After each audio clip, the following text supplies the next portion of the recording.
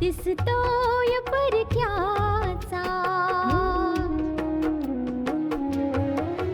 आपुलाच चेहरासा दिसतोय परक्याचा, नसे सुटणार नाजूक गुंता दोष न चरख्याचा, आपुले मी म्हटले जे होते पाहुणे ते, तरी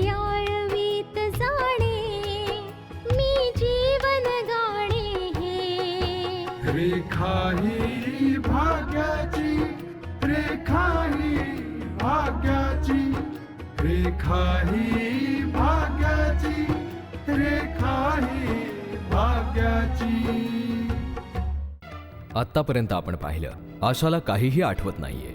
तिला या गोष्टीचीही जाणीव नाहीये की ती आता विधवा झालेली आहे.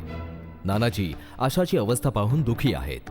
त्यांना आठवतंय की आशा आणि सोहनलालमध्ये कसं भांडण झालं होतं. आशावर हल्ला घडवून आणणारा विपुल शहा आहे. सोहनलाल रात्री शीलाच्या घरीच थांबतो आणि या गोष्टीमुळे गायत्री मोडून पडते. सोहनलाल आशिषच्या मागावर देवेशला पाठवतो. आता पुढे.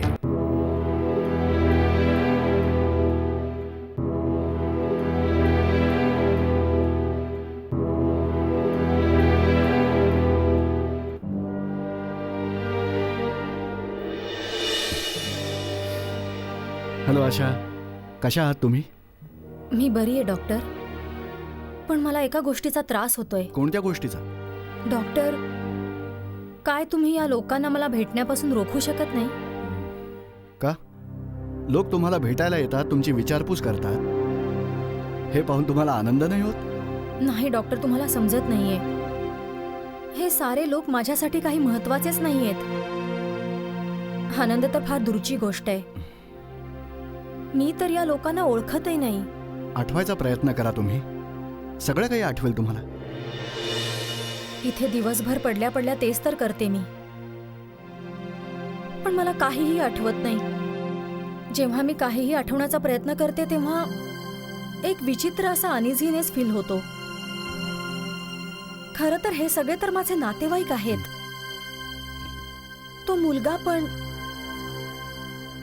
किती घाबरलेला वाटत होता तो. पण त्या छोट्याशा जीवाच्या निष्पाप डोळ्यांमध्येही मला आपलेपणाची एक झलक सुद्धा दिसली नाही. त्या धक्क्याचा परिणाम अजूनही त्याच्यावर आहे. थोडा वेळ तर लागणारच. खरं आहे. जर मला इतका वेळ लागतोय तर तो छोटासा मुलगा आहे. तो तुमचा मुलगा आहे. तुम्हाला काहीच आठवत नाहीये? तुम्ही मला एवढे प्रश्न नका विचारू.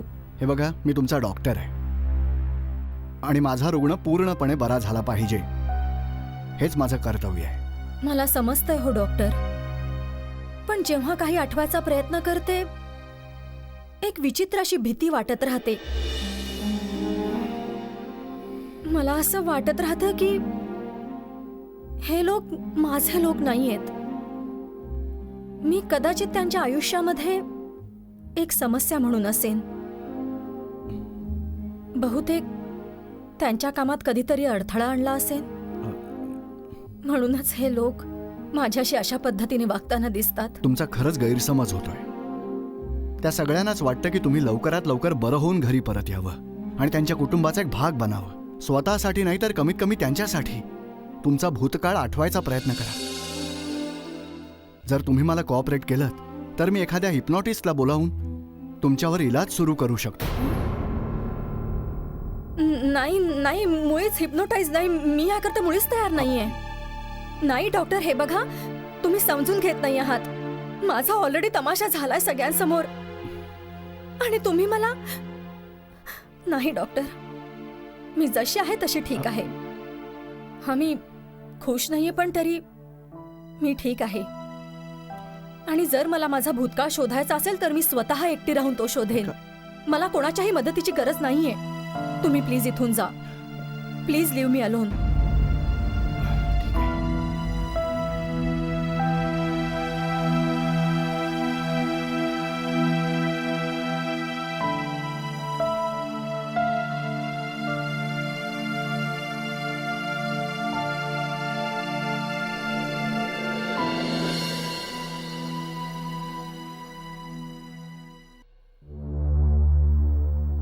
बाबा, तुम्ही कुठे निघालात? आशाला भेटायला बेटा.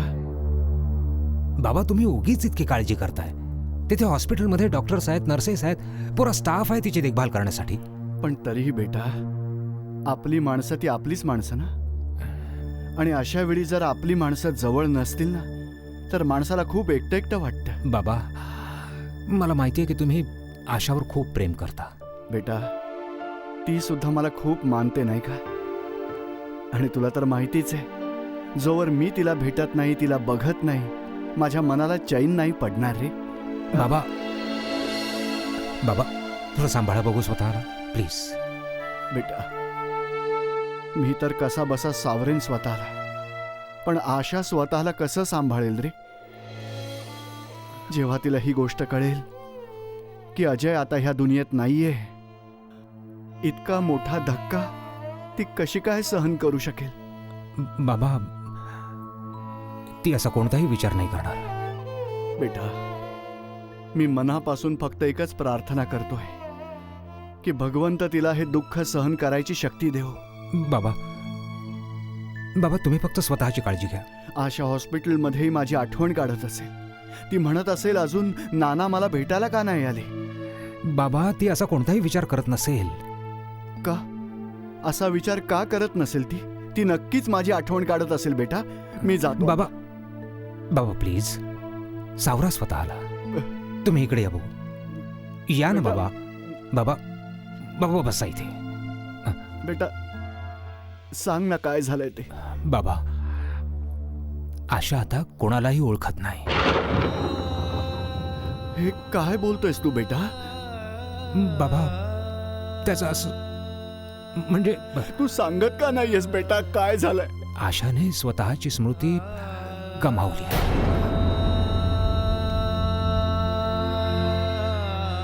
काय. हो बाबा, त्या दुर्घटनेनंतर आशा तिची स्मृती पूर्णपणे गमावून बसली. आता ती कोणालाही ओळखत नाही.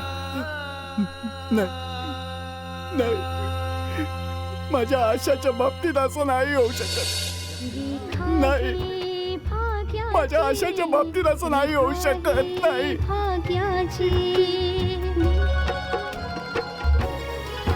भाग्याच्या रेखात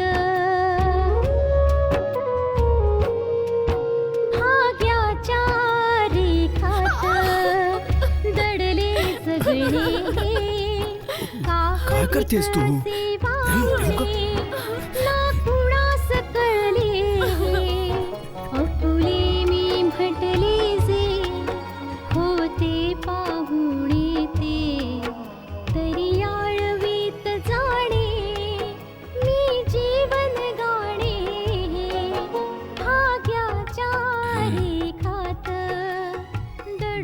जीवन हे का अधिक सेवावणे.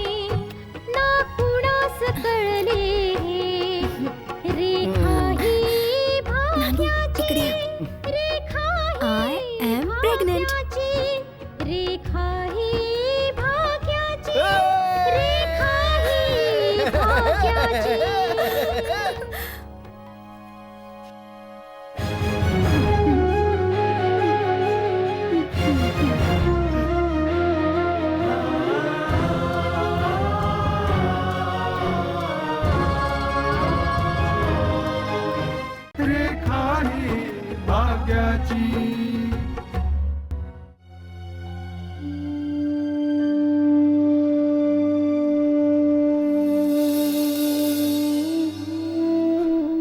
आज तू खरंच तुझ्या नानाशी कट्टी घेतलीस. मला चांगलाच आठवतोय तो दिवस जेव्हा तू तुझ्या बाबांची आठवण काढून रडायचीस आणि मी तुला माझ्या मांडीवर घेऊन अंगाई गाऊन झोपवायचो.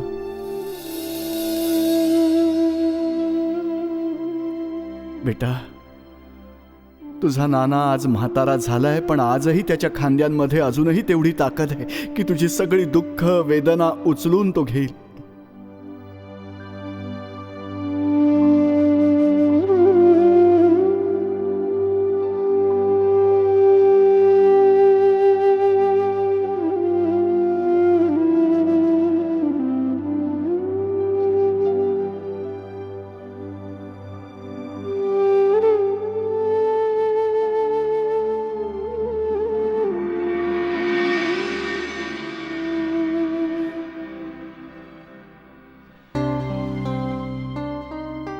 निंबोणीच्या झाडा खाली चंद्र झोपला ग बाई.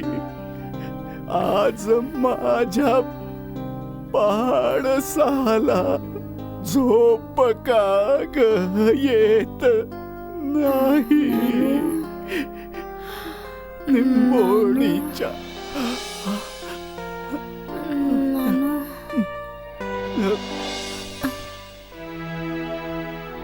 अगं,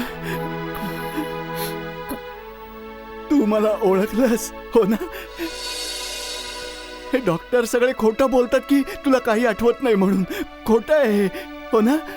सांग ना बेटा, तुला सगळं काही आठवत आहे ना? माफ करा मला सर, मी तुम्हाला ओळखलं नाही.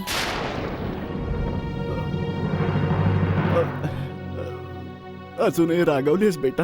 हा, एकदा मी तुझ्या केसच्या बाबतीत चुकून ढवळाढवळ केली म्हणून एवढं रागवण्याची काय आवश्यकता आहे? मला माफ कर ना बेटा, यापुढे कधीच असं नाही करणार. हा, पण तुम्ही आहात कोण? तुम्ही कधीपासून बोलतच सुटला आहात? अगं, आता तर तू मला नानू म्हणून हाक मारलीस. काय? मी तुम्हाला नानू म्हटलं? हो बेटा, आता थोड्या वेळापूर्वी तू मला नानू म्हटलंस. असं कसं? मी असं कसं तुम्हाला नाना म्हटलं हो? मी तुम्हाला साधा ओळखत देखील नाही. मी तुम्हालाच काय, मी स्वतःला सुद्धा नाही ओळखत हो. मला खूप लोक भेटायला येतात. कोणी म्हणतं की मी तुझी आई आहे, कोणी म्हणतं की मी तुझे पप्पा. तो एक लहान मुलगाही आला होता. ते लोक म्हणत होते माझा मुलगा आहे. मला सांगितलं गेलं की माझा नवरा मेला आहे म्हणून. पण मला काही आठवतच नाहीये. मला काही एक आठवत नाहीये. असं वाटतं मला की हे लोक माझ्यासाठी काही महत्वाचे नाहीच आहेत मुळी. मी तुम्हाला नाही ओळखत हो. बेटा, यावरून स्पष्ट होतं की आपलं रक्त हे शेवटी आपलं रक्तच असतं. ही सगळी मनाची नाती आहेत, म्हणूनच मन त्यांना लगेच ओळखतं. बेटा, मी अंगाईची फक्त एक ओळ म्हटल्यामुळे तुझी गेलेली स्मृती तुला एक झलक दाखवून जाऊ शकते. तर आपण, तू आणि मी मिळून तुझा भूतकाळ पुन्हा जागवू शकतो बेटा. भूतकाळ पुन्हा आणू शकतो आपण तुझा. फक्त थोडीशी मला साथ दे तू.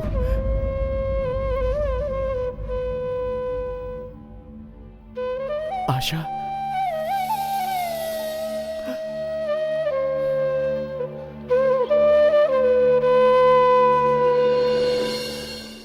रेखा ही भाग्याची.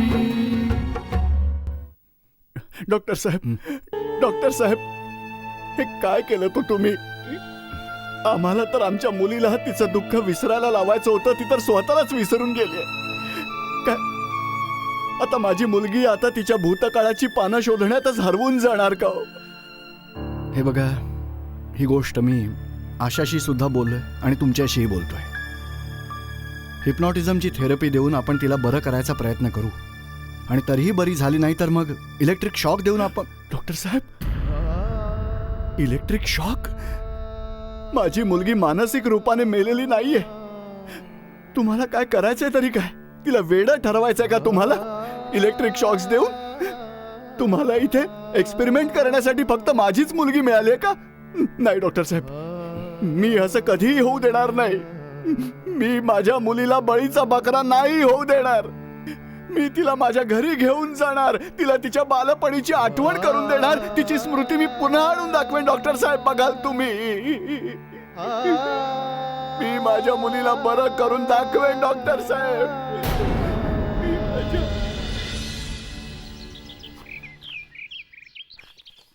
बहादूर, अरे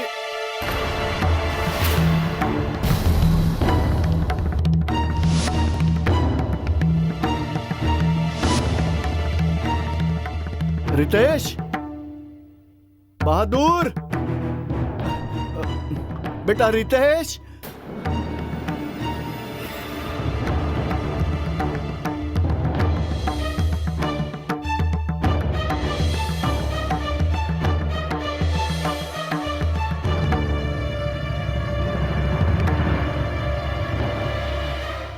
हॅलो शिला बेटा, मी आशाच्या घरी आलोय. अगं मला तर काही कळतच नाहीये की इथे. बेटा तुम्ही लगेच इथे निघून या. हो, मी इथेच बसतो तुमची वाट पाहत. लवकर या तुम्ही.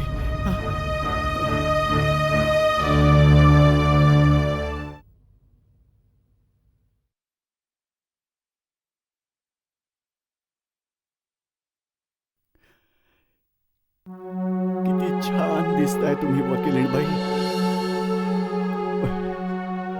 वकिली करायचा किती जोश होता तुझ्यामध्ये. माझ्या अजूनही लक्षात आहे तो दिवस जेव्हा या विषयावरून तुझ्या बाबांमध्ये आणि तुझ्यात मोठा वाद झाला होता बघ. Very good.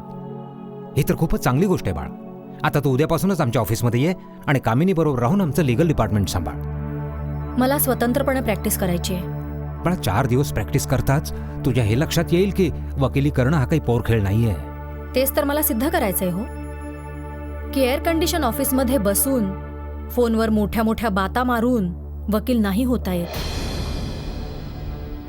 हे बघा मिस्टर मेहता, मी वकिली याकरता नाही शिकले की मी एकाच खुर्चीवर वर्षानुवर्ष बसून कुजून जाईन. Mister Mehta, I am sorry, पण हा वकील विकाऊ नाहीये आणि माझं एकमात्र हेच लक्ष आहे की मी गुन्हेगाराला त्याच्या गुन्ह्याची शिक्षा भोगायला लावेन.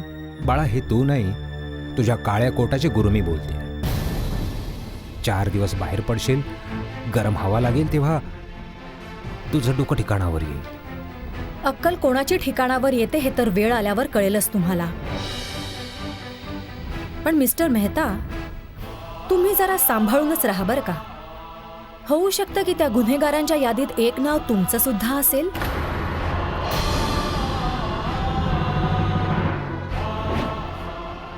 हे सगळं काय चाललंय बेटा? आधी तुझ्यासोबत ती दुर्घटना, मग हे सगळं काय चाललंय? पण एक गोष्ट चांगली आहे बेटा. ही गोष्ट खूपच चांगली झाली की तुझी स्मृती गेलेली आहे बेटा. तू या सगळ्यापासून दूर झालेली आहेस बेटा. बरं आहे तुझी स्मृती गेली आहे ते.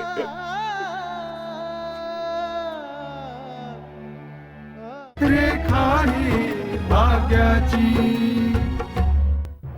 काय झालं बाबा? हे सगळं बेटा, कुणाच्या तरी दुःशापांमुळे या म्हाताऱ्या आजोबांचे आशीर्वाद फिके पडले बेटा. तुम्ही इतके घाबरलेले आणि काळजीत वाटत होतात. मी यांना सांगून पोलिसांना बोलवून घेतलंय. रितेश कुठे? माहित नाही बेटा. माहित नाही म्हणजे? बहादूरही दिसत नाहीये कुठे. कामिनी पण कुठेच दिसत नाहीये. अगं मी सुद्धा तेच सांगायचा प्रयत्न करतो की कळत नाही सगळे कुठे गेलेत. मी हॉस्पिटलमधून सरळ इथेच आलो हा विचार करून की रितेशला आपल्या घरी घेऊन जाईल. पण इथे येऊन पाहतो तर काय, दरवाजा उघडा आहे, घरात कोणीच नाहीये आणि घराची अशी हालत आहे बेटा. हा बहादूर बाळाला घेऊन पळून गेलाय. मी नेहमी म्हणायचो आशा आणि अजयने त्याला डोक्यावर बसवून ठेवलंय. आधीच काय चिंता काय कमी होत्या की आता आता आता आमचा मुलगाही त्या नोकरापाशी. अखेर त्याने दाखवून दिली ना त्याची लायकी. अरे कोणाविषयी नीट जाणून न घेता काही विचार न करता आरोप करणं योग्य नाहीये. मान्य आहे बहादूर गरीब माणूस आहे, पण एक चांगला माणूस आहे तो बेटा. आणि त्याचा रितेशवरती खूप जीव देखील आहे.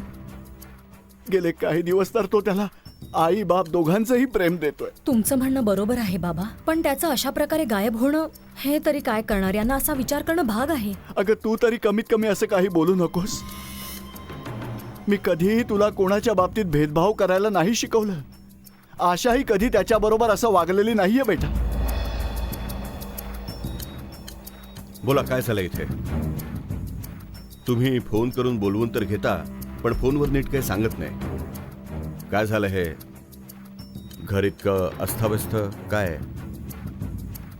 याचा शोध घेण्याकरता तर तुम्हाला बोलवलं इथे. रितेश आणि बहादूर पण गायब आहेत. ते दोघं कुठे गेले? आम्हाला सांगून नाही गेले ते. ओके. घर अशा अवस्थेत आहे हे सर्वात आधी कोणी पाहिलं? ते मी पाहिलं. मी रितेशला न्यायला आलो होतो तेव्हा पाहिलं. तुम्ही कोणाला पळून जाताना पाहिलं? नाही पाहिलं. अच्छा, एक गोष्ट सांगा मला.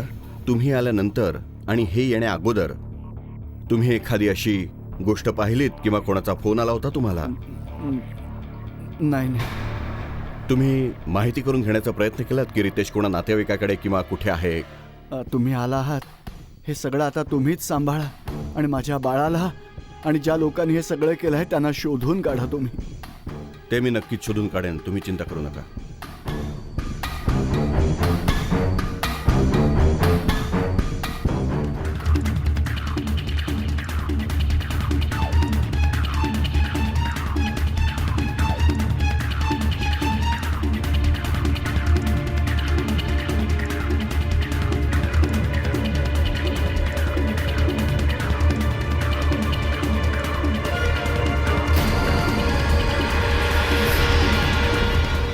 आम्ही गेल्या अर्ध्या तासापासून रितेशला शोधायचा प्रयत्न करतोय आणि तुम्ही आहात की सगळं काही माहिती असून गप्पा आहात. खरं तर तुम्ही स्वतःच बहादूरला मुलाला घेऊन मिसेस शेटकडे पाठवलं होतं. तुम्ही आम्हाला सांगितलं का नाही? तुम्हाला काही आठवतंय का की आशा एखादी डायरी लिहित होती किंवा अशी एखादी फाईल ज्यात ती तिची सगळी इम्पॉर्टंट कागदपत्र लावत होती?